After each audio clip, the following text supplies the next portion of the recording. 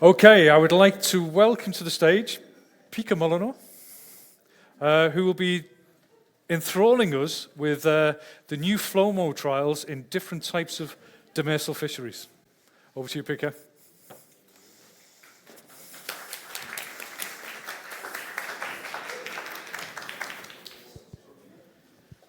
Thank you. It's working. Well, okay, right here? Nice, with the lights. Well, welcome. My name is Pieke Molenaar. I work at Wageningen Marine Research, and my office is right here on the other side in the harbor. I'm looking at the fish auction from the canteen, and then you see the vessels coming in on Friday. If you look in the harbor right now, there is nobody. There's no fishing vessels. They're out at sea, although the weather is really bad. But I'm going to tell you something about the FloMo trials in demersal fisheries we have been doing over the past years. 2 years ago, I was on the same conference, and I told already the current state of this FloMo research there.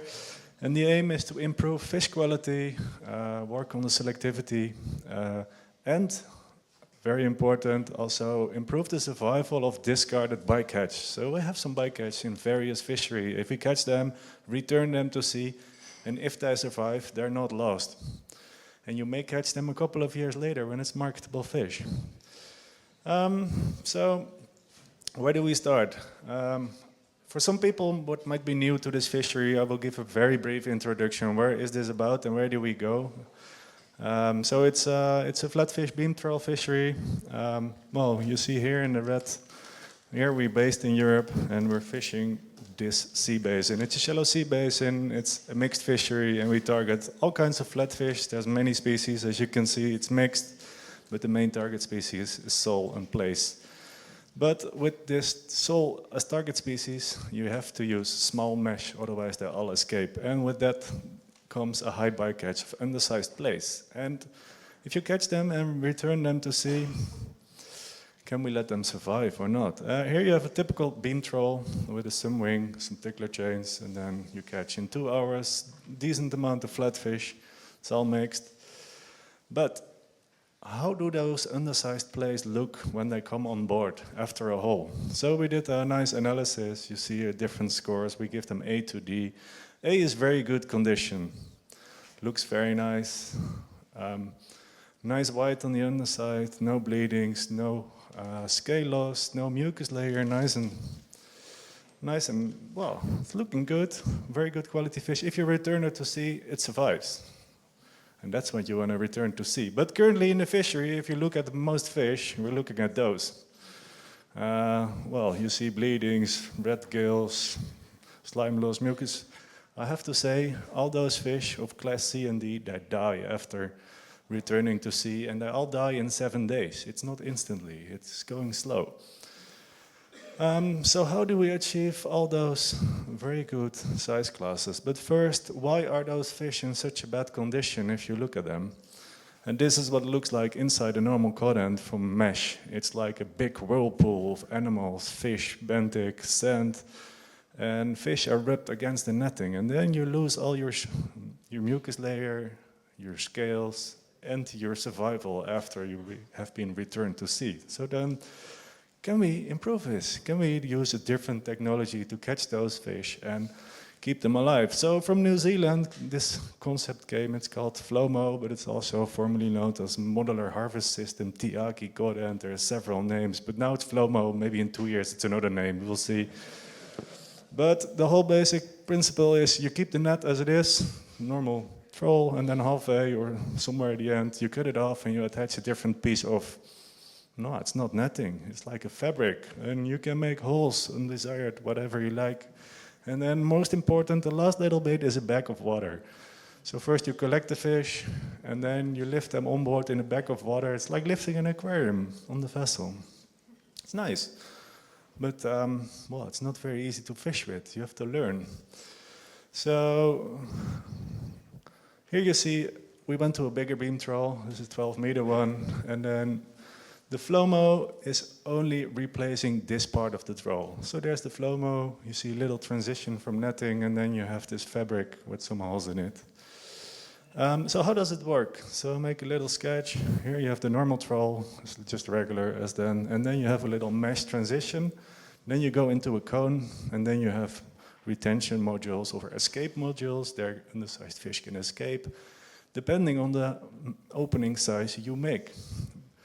And then at the end you have a lift back, and that's fully closed. But what happens for a beam trawl? The water flow comes in at 6 knots. It's high-speed water coming in. With high-speed catch mixed, and there's not much you can do, just go inside. And then with those little holes in those retention modules, the water flow decreases. So you go to 5, 4, 2 knots, and then at the end, there is no flow in this quadrant. So it's like stagnant water where fish wait until they're being hauled on board, but they don't get damaged there, so it's nice. So what does it look like inside this quadrant then? Remember the other one, this is the same hole, but then inside the FloMo, it's like gentle, and fish can just swim around, express their natural behavior, and they're not losing scales and getting bruises.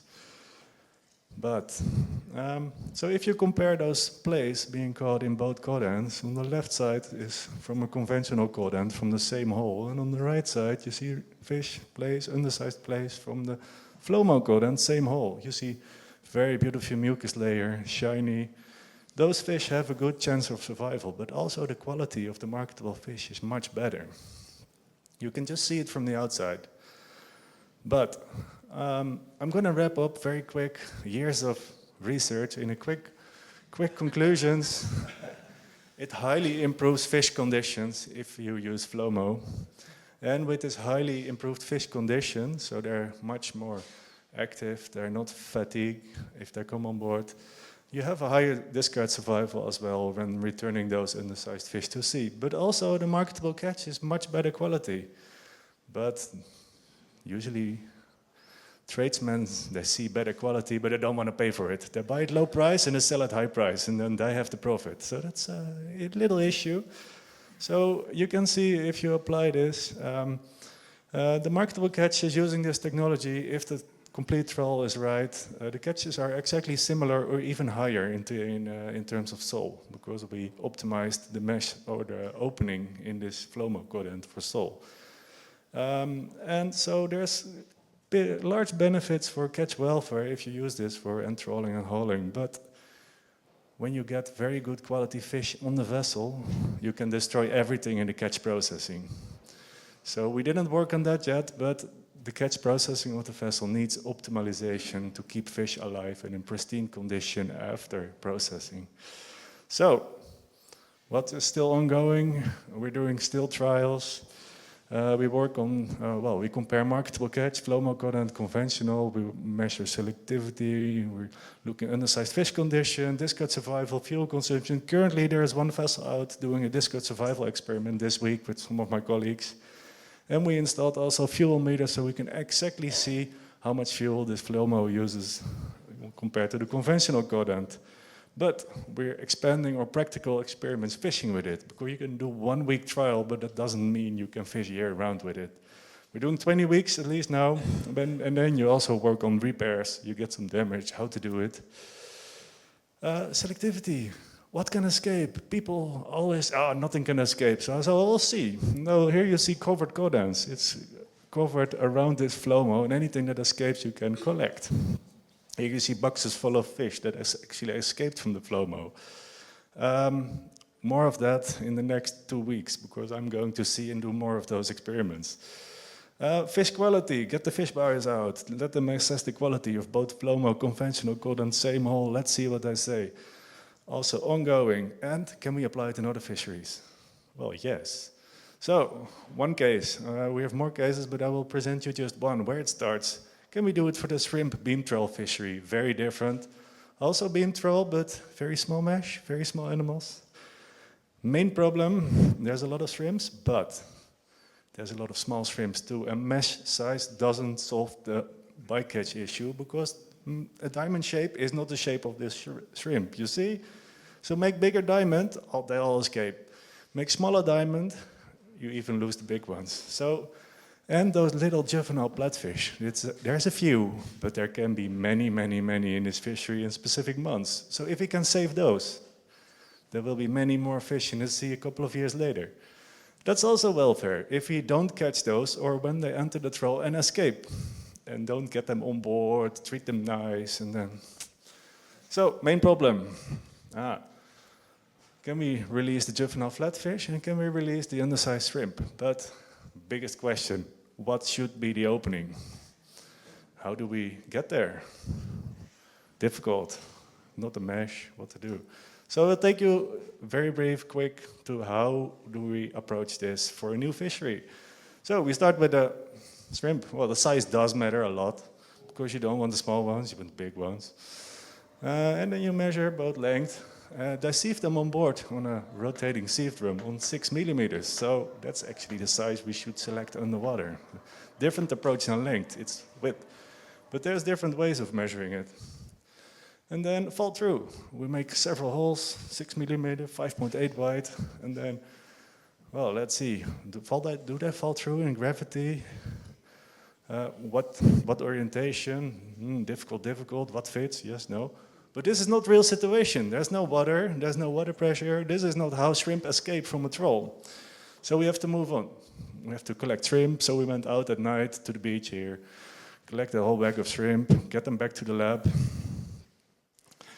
And then, well, first sieve. But you see, we're doing little hand towing this beam trawl, and you see all those juvenile flatfish in between. Little tarbot, little sole, little plaice. You don't want those. Let them escape. But how? But okay, here we go. We collected the shrimp, put them in an aquarium. We made a little setup. You see the shrimp in the middle of the aquarium. There's 4 buckets. Each color has a specific opening. And all the openings are 5 centimeters long, because that's how the size of an undersized shrimp. But what should be the width? So we have 5.4, 5.6, 5.8, 6, and then we're gonna release shrimp in there, but we also release water. And here you see 3 escape openings. We pump 10 liters of water each minute through it, like a normal water pressure in a trawl. Then we release the shrimp. They can just sit there, do normal behavior. Let's see, can we wiggle through? Yes, no. They try a lot. Some succeed, some not. If they manage, we collect them in the second bucket. So it's a covered codant experiment in a little setup.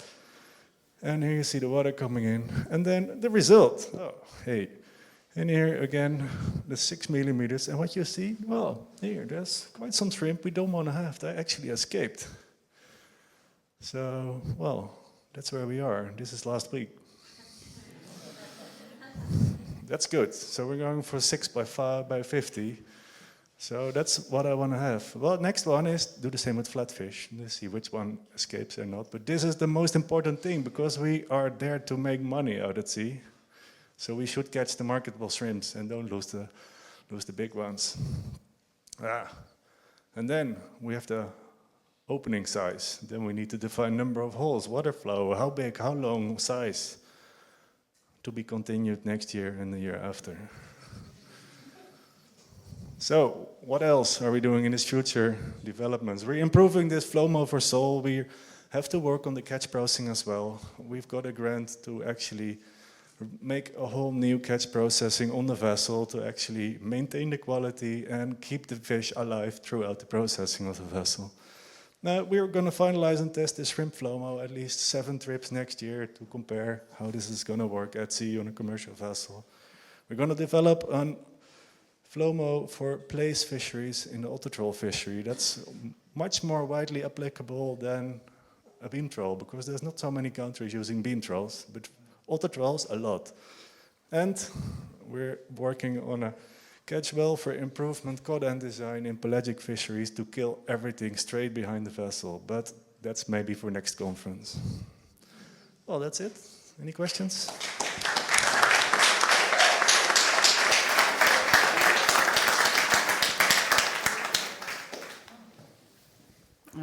Where's the other one? No, the extra one. I have to say, we're a bit behind on schedule. Well, not a bit more. But 2 questions, okay? I will get the handhelds. Wherever it is. Okay, I'll take Pieke's one.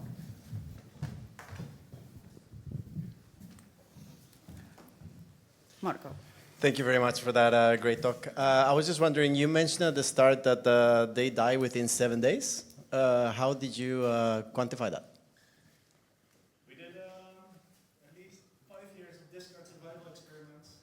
So we collect the fish at sea, store them in boxes at the vessel, water flow, we bring them to land, we store them in our facilities, and we keep them for 3 weeks. Okay. And in 3 weeks, there's no more additional mortality. But all mortality, most of the mortality happens in the first 5 days if the water is warm. If you have cold water like winter, it happens in 10 days. You can see it. You're hit by a car. Okay, you die. But if it's really hot and nasty warm outside, you die faster.